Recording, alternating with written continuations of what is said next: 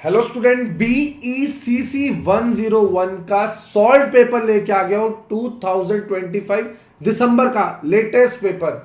अब आपको बताऊंगा इस वीडियो में क्वेश्चन कैसे आए हैं और आपको बीच में बताऊंगा गेस्ट पेपर कौन से इंपॉर्टेंट क्वेश्चन है जो भी आपके पेपर के लिए बहुत इंपॉर्टेंट है, जो बार बार आ रहे हैं।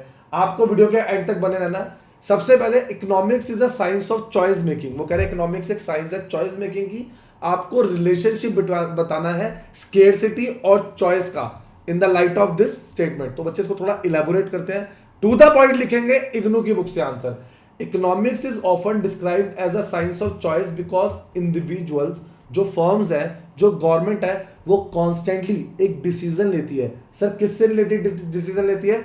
On about how to use limited resources. जैसे दिल्ली में अब ईवी यूज करेंगे क्योंकि पेट्रोल लिमिटेड होने वाला है। बहुत सारे नेशन को क्राइसिस फील करना पड़ रहा है। क्लियर है बच्चे? तो जो ह्यूमन वांट्स है वो तो अनलिमिटेड है। हम अपनी अलग अलग फैक्ट्रीज लगा रहे हैं, अपने लिए एम्बिशियस गुड्स बना रहे हैं, या हम गुड्स बना रहे हैं विदाउट थिंकिंग कि हमें क्या सेक्रीफाइस करना पड़ रहा है। तो जिसकी वजह से एक स्कैरसिटी की सिचुएशन अराइज हो रही है। अब इसी बात का थ्रेड पकड़ेंगे कि स्कैरसिटी क्या है। स्कैरसिटी एक फंडामेंटल इकोनॉमिक प्रॉब्लम है since resources such as land, labour and capital, time and money, ये सभी लिमिटेड है। सो हर डिमांड पूरी नहीं की जा सकती साइमल्टेनियसली। सो पीपल को क्या करना पड़ेगा? Must make choices regarding the use of these scarce resources. अब देखो, अब लास्ट वर्ड में पकड़ लेता हूं चॉइसेस। अब चॉइसेस से स्टार्ट करते हैं। चॉइसेस कैसे अराइज होती है? Directly from scarcity. An individual may have to choose between spending money on food, clothing और एंटरटेनमेंट। बच्चे, नीड और वांट का फर्क हो रहा है। नीड जरूरत है, वांट आपकी लग्जरी है, या जो कह सकते हैं जो आपकी नीड नहीं है वो कहीं ना कहीं आपकी वांट में ही आती है। क्लियर है? So a government must decide whether to allocate more resources to education, health care और defence. Every choice involves giving up one alternative favour for another. अब पेट्रोल का ऑल्टरनेटिव दे तो दिया ईवी, पेट्रोल का ऑल्टरनेटिव ईवी दिया है आपको। अगर आज के लिए गाड़ी जरूरत बन चुकी है आप लोगों की, तो गवर्नमेंट कह रही ठीक है, अगर कईयों की जरूरत है तो ईवी में शिफ्ट हो जाओ, ऑल्टरनेट दे तो रही हूं। तो economic studies how rational decision are made under condition of scarcity. हमें डिसीजन तो सही लेना है स्केर्सिटी में, ठीक है ना। Consumer seek to maximise satisfaction, ताकि उनको सेटिस्फेक्शन में भी कमी ना मिले। Firms aim to maximise profit, firm को प्रॉफिट में कमी ना मिले। गवर्नमेंट को भी सोशल वेलफेयर मिले। तो इसके लिए बच्चे हमारा पेट्रोल और ईवी का एग्जांपल फिट बैठ गया है, बहुत अच्छा बैठ गया है। क्लियर है बच्चे? बाद में आप पढ़ लेंगे। Scarcity create the necessity for choice, economic examine how these choices are made. Clear है? आगे देखते हैं। The demand for ice cream is this and the supply of ice cream is this, where P is the price of ice cream, find the equilibrium. Answer देख लो, ये देखो बच्चे मैंने इधर लिखा है, आराम से देख लीजिए, आराम से देखेंगे आंसर कैसे प्रेजेंट किया हुआ है। एक एक पॉइंट देखेंगे। सर ये पेपर कैसे मिलेगा? अभी मिलेगा पेपर आपको। ये 5 साल के सॉल्व पेपर अभी मिलेंगे। ये रहा कॉन्टैक्ट नंबर, अभी ले लो, लास्ट मोमेंट का वेट मत करो। ये लो बच्चों, ये आपकी स्क्रीन पे प्रेजेंट है, ये देख लीजिए। सर सेकंड क्वेश्चन आराम से चला रहा हूं, ये देख लो। QD is equal to 100 - 4P, QS is equal to D for demand, ठीक है ना, और S फॉर सप्लाई हो गया आपका। ठीक है बच्चों, देखेंगे एट इक्विलिब्रियम लेवल, ये हमने कैलकुलेशन कर दी है। कैलकुलेशन देखेंगे बच्चे, सब्स्टिट्यूटिंग P की जगह वैल्यू हमने इसमें डाल दी और ये रहा आपका आंसर। बहुत बहुत इजी क्वेश्चन आया था। पूरे मार्क्स मिलते हैं अगर आप बच्चों ने हमारे 5 साल के क्वेश्चन प्रैक्टिस करे होते। पूरे मार्क्स मिलते हैं अगर आपने ठीक से 5 साल के पेपर किए होते। तो बच्चों आपको ये करना है। क्लियर है? तो ये देखते हैं। An increase in consumer income raises the demand for ice cream because it is a normal goods. Consequently, कोई भी आंसर खत्म करेंगे प्रॉपर हम कैसे करेंगे? कंक्लूड करके। Consequently both the equilibrium price and the equilibrium quantity increase.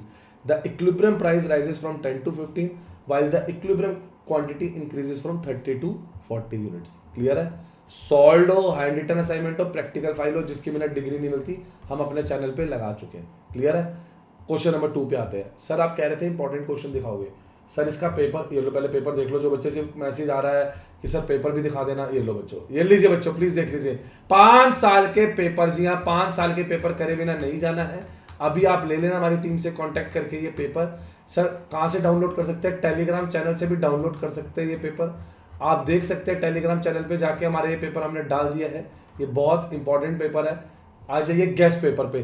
2026 के सबसे इंपॉर्टेंट क्वेश्चंस लेके आया हूं आपकी स्क्रीन पे प्रेजेंट है। कौन सा क्वेश्चन कितनी बार आया है वो लेके आया हूं, आपकी स्क्रीन पे प्रेजेंट है। ये क्वेश्चन देखिए, पीपीसी और मार्केट इक्विलिब्रियम। क्वेश्चन देखा, पीपीसी और मार्केट इक्विलिब्रियम, जून 23, जून 24, दिसंबर 24, दिसंबर 25, बार बार आया है, छोड़ना नहीं है इस क्वेश्चन को। तो एक क्वेश्चन अब ये कराता हूं आपको, पीपीसी क्या होता है, प्रोडक्शन पॉसिबिलिटी कर्व होता क्या है। It represent all the possible combination of two goods which can be produced by using all the productive resources, clear है, of the economy efficiently.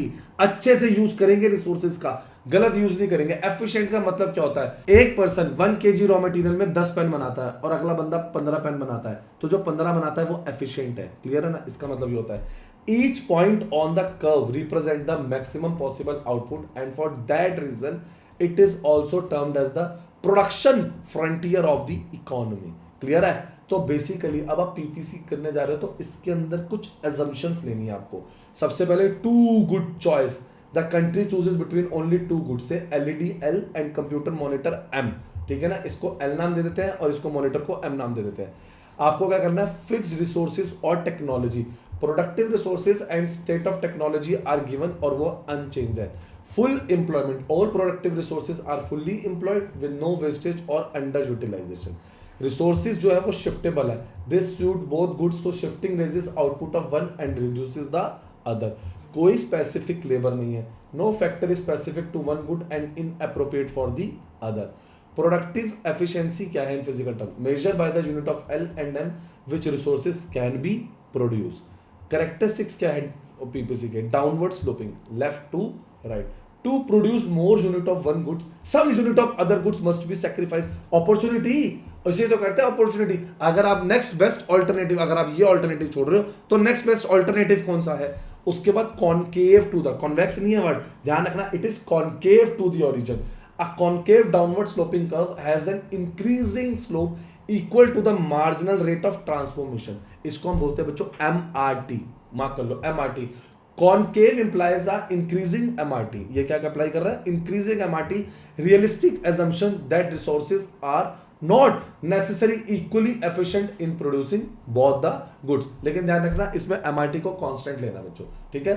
If MRT is constant, resources are equally efficient in producing all goods, the PPC become a straight line। PPC क्या बन जाएगी, एक straight line. अब part B पे आते हैं, equilibrium price and quantity आपकी screen पे प्रेजेंट है, आराम से देखेंगे, आराम से देखेंगे। सर आप बताने वाले थे पेपर में क्या आएगा, पेपर में क्या नहीं आएगा, और पिछले कई साल से पेपर में क्या आ रहा है, सब बता रहा हूं एक सेकंड में। आंसर देख लीजिएगा, आपकी स्टेप बाय स्टेप कैलकुलेशन देख लिया। लास्ट में बिना कंक्लूजन के आंसर खत्म नहीं करना, मैं बार बार बोल रहा हूं, क्वेश्चन बहुत बार आया था। PPC depicts efficient resources used with the downward sloping concave shape while market equilibrium for ice cream occurs at P10 Q30 unit where demand and supply functions जो है वो क्या कर रहे हैं, आपस में इंटरसेक्ट कर रहे हैं। क्लियर है बच्चों, चलिए अब आपको दिखाता हूं वो एनालिसिस टेबल और एग्जाम का पैटर्न। लेकिन एक सेकंड रुकते हैं, आगे बढ़ने से पहले हमारे चैनल उन्नति एजुकेशन इग्नू को लाइक सब्सक्राइब शेयर करो अभी, लास्ट मोमेंट का वेट मत करो, अभी सब्सक्राइब करो। देखो इग्नू की हॉल टिकट की सारी इंपॉर्टेंट अपडेट हमने दी, ये देखेंगे सारे इंपॉर्टेंट पेपर, सारे गेस्ट पेपर सबसे पहले हम दिखाते हैं। ये देखिए सारे इंपॉर्टेंट अपडेट, सारे पेपर, सारे इंपॉर्टेंट क्वेश्चन, पेपर में क्या करना है क्या छोड़ना है सब मैं अपडेट कर चुका हूं। हमारी वेबसाइट पे आ जाइए unnatieducations.com। जी हां, पहले आप आएंगे unnatieducations.com पे, फिर आप यहां पर आके आएंगे इग्नू पे। जैसे ही आप इग्नू क्लिक करेंगे या आप ऐसे जाके इग्नू क्लिक करेंगे तो आपके सामने हमारी इग्नू की वेबसाइट ओपन हो जाएगी। अब आपको इस पे क्या मिलेगा, admission, solved assignment, guest paper, previous year paper.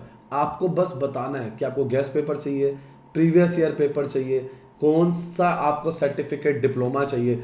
कोई भी हेल्प के लिए आप इसे फ्रेंड का शेयर करें। अरे इतना ढूंढने की जरूरत ही नहीं है, आप व्हाट्सएप सपोर्ट पे क्लिक करें, अभी हमारी टीम के साथ कनेक्ट हो जाएंगे। अभी लीजिए, आपकी स्क्रीन पे प्रेजेंट है एग्जाम का पैटर्न। टोटल मार्क्स 100 है, 3 आवर्स का पेपर है, section ABC, section A B C, 3 long question of 20 marks each, 6 medium question of 12 marks each, 2 short question of 6 marks each. Answer any 2, 4 both are compulsory. Words की limit दे दी है, always include a diagram, what not to over prepare. हमारे उन्नति का legend लेके आ गया हूं, high medium low. अब देखेंगे क्वेश्चंस कौन से आ रहे हैं। पीपीसी पांचों छह साल के पेपर्स का एनालाइज किया, एक एक क्वेश्चन का एनालाइज किया। ये देखिए बार बार आया, बार बार आया। डिमांड सप्लाई इक्विलिब्रियम एक दो बार छोड़ के बार बार आया, छोड़ेंगे नहीं, अभी करेंगे। सर पेपर में स्किप कौन से टॉपिक कर सकते हैं, एग्जामिनर क्या चाहता है ये देखेंगे। Heavy numerical only chapters that appear once in 5 year, avoid Cournot deviation, focus on Stackelberg. ये अभी मत करो, लास्ट मोमेंट है, पेपर पास है तो अभी अवॉइड कर दो। अगर पढ़ भी रहे हो तो छोड़ दो, ठीक है ना। Rarely asked topics, adverse selection, moral hazard, single line definition, note the meaning, do not memorise long notes. ज़्यादा बड़े बड़े नोट्स पढ़ने की इनके अंदर जरूरत बिल्कुल भी नहीं है, ठीक है बच्चों। अभी ये ले लेना ताकि आपकी बहुत हेल्प हो जाए। क्लियर है बच्चों। एक और क्वेश्चन कराता हूं आप लोगों को, ये भी क्वेश्चन बहुत बार आया है। Distinguish between return to variable proportion and return to scale. Meaning से करते हैं। रिटर्न टू वेरिएबल प्रोपोर्शन होता क्या है? It refers to the change in output when only one factor of production is varied, while सारे factors जो है इसके अंदर फिक्स्ड रहेंगे। रिटर्न टू स्केल क्या है? Refers to the change in output when all the factor of production are increased और decrease in the same proportion. Return to variable proportion क्या है? Is a short run phenomenon because at least one factors remain fixed. पहले time period की बात हो रही है इसमें, ये देखना। Return to scale is a long run phenomenon because all factors क्या है इसके अंदर? वेरिएबल है बच्चे। फैक्टर्स ऑफ प्रोडक्शन पे आते हैं। रिटर्न टू वेरिएबल प्रोपोर्शन होता है only one factor is change while other factor remain constant. इसके अंदर क्या होता है? All factors of production are changed simultaneously. Clear है। स्केल ऑफ प्रोडक्शन में क्या होता है? It remains unchange. इसमें क्या होता है? Production, the scale of production remain changes as the size of the firms remain expands और कॉन्ट्रैक्ट्स। इसका ऑब्जेक्टिव क्या है? It studies the effect of varying one output और इनपुट, ठीक है ना। It studies the effect of changing all input together. सारे inputs को चेंज करेंगे किस पे? आउटपुट के बेसिस पे। इस पे कौन सा लॉ अप्लाइड होता है? It is gone by the law of variable proportion. ये इसके ऊपर लॉ अप्लाई हो रहा है। इसके ऊपर कौन सा अप्लाई हो रहा है? Law of increasing constant and decreasing return to scale. ध्यान रखना, इंक्रीजिंग, डिक्रीजिंग और लास्ट में constant return to scale. Causes क्या है इसके? It arises because fixed and variable factors are combined in different proportion. It arises because all the factors are increased or decreased proportionately. Production conditions क्या होती है? They operate when some factors are fixed and others are variable. ठीक है ना। They operate when all the factors are variable. अब सारे factors variable है। Stages क्या है? It consists of increasing return, diminishing return और negative return. ध्यान से, increasing, diminishing और negative तीनों तरह के return है। It consisted of increasing return to scale, constant return to scale और decreasing return to scale. Example क्या है?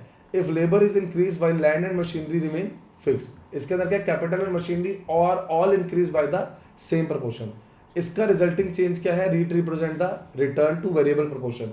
It result in output represent the returns to scale. Clear है बच्चों। एक एक आंसर का ना तरीका होता है, पैटर्न होता है, बेसिस के साथ लिखने का मेथड होता है। अभी जल्दी जल्दी में जितना जल्दी बता सके आपको बता दिया है। फिर से 5 साल के पेपर और वो जो गेस्ट पेपर दिखाया था ना वो कर लेना।